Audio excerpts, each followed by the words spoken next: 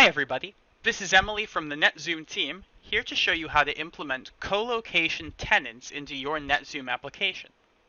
Increasingly, enterprises of all sizes are relying on colocation centers in order to provide their data center bandwidth needs.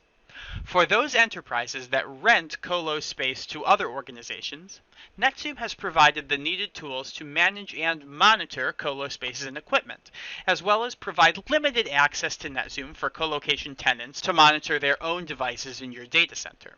In this video, we'll go over how to set up your colocation tenant in NetZoom and empower them to take charge of their own data center equipment. First, let's log into NetZoom. Enter your NetZoom application server URL in the web browser. Then enter your username and password. The first step to setting up a colocation client, or tenant, is adding your client's organization as a company. Navigate to the Companies feature. This feature is found in the Lists tab under the Administration menu. As you can see, this will list companies that have been added to NetZoom in the Companies pane, and details on the selected company in the Details pane. Now you'll need to add your tenant as a company. Click on the plus icon at the bottom of the Companies pane. A blank form will appear in the Details pane. Enter a name for your company, and whatever other information you want to add. Remember that an email and phone are required.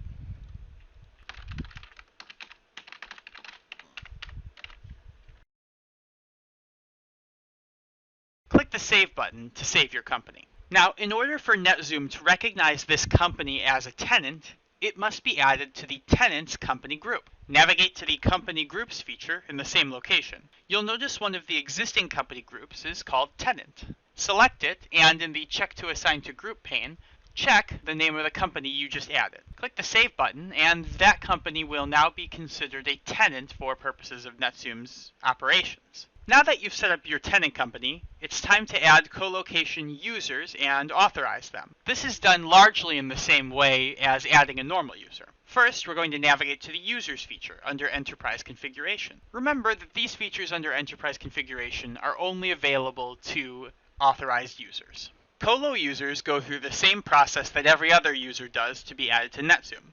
A user must be created in NetZoom, assigned a role, license, and permission. When you select the Users feature, you'll notice at the top there is a drop-down list. This list includes the licensee, your organization, as well as any companies that have been added as tenants.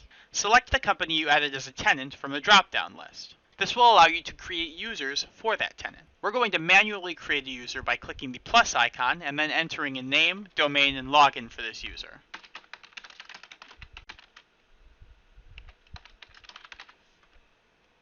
Check out our video on user management for more information on adding users to NetZoom.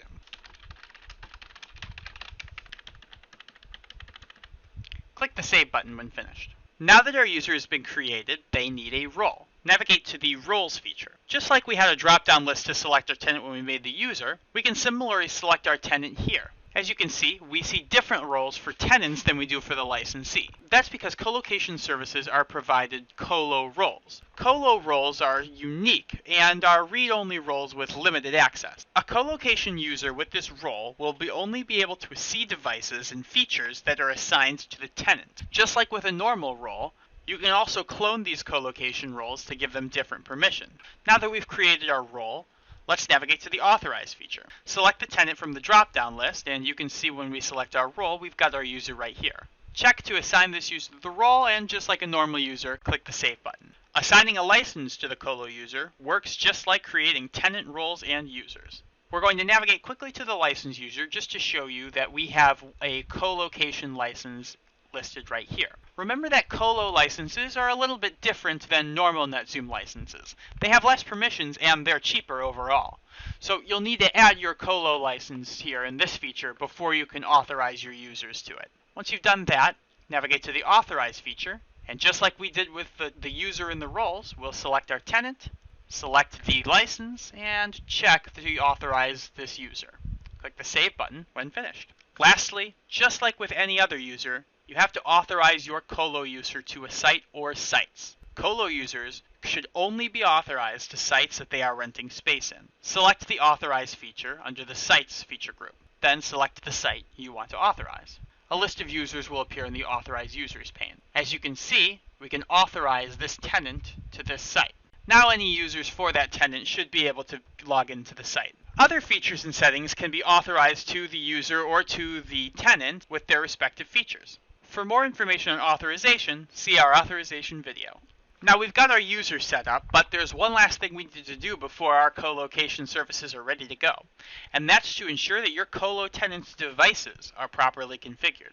You can model and manage your tenants' devices just like any other device in NetZoom. Once you've added your devices to the live site, navigate to the Devices by Tenant feature. This feature is available in the Authorization tab under the Administration menu. This feature will list all the tenants you've added to NetZoom, as well as an explorer tree of your data center's infrastructure. Now we need to assign some devices to this tenant. Let's say for this purpose that these two servers, as well as the blades in them, are being used by our tenant. Select your tenant and then navigate the device to the device you want to assign to the tenant in the explorer tree. Check the box next to the device, and that device, as long as any of its children, will be assigned to that tenant. When a colocation user logs in, they will only be able to monitor devices that are assigned to the tenant company, so you never have to worry about your colo users accessing data that they shouldn't be allowed to access. You can also assign devices to tenants from the inventory menu and via import.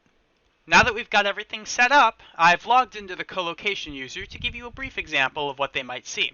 As you can see, the amount of features that the colo user has access to is drastically limited, but they can monitor their devices from here. Notice that in rack A101, we can still only see the devices that we've been authorized to.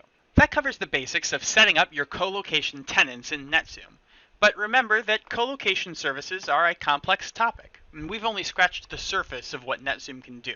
Check out our other videos for more information on how to use the NetZoom product. And if you're interested in trying out NetZoom for your own data center, visit netzoom.com to schedule a free demo.